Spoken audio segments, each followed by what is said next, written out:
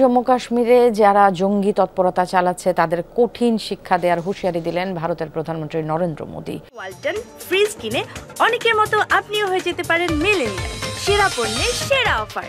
বৃহস্পতিবার দেয়া ভাষণে মোদী বলেন, রাজ্যটির শত্রুদের উচিত শিক্ষা দিতে কোনো দ্বিধা করবে না তার সরকার।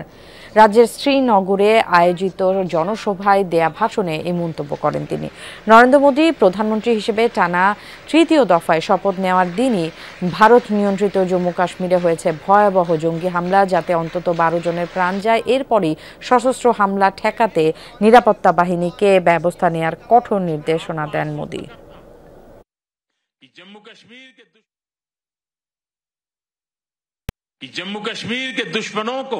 আমি আপনাদের আশ্বস্ত করছি, জম্মু কাশ্মীরের শত্রুদের শিক্ষা দিতে একটুও দ্বিধা করা হবে না। সেই দিন বেশি দূরে নয় যেদিন আপনারা নিজেদের ভোটেই জম্মু কাশ্মীরের নতুন সরকার নির্বাচন করবেন।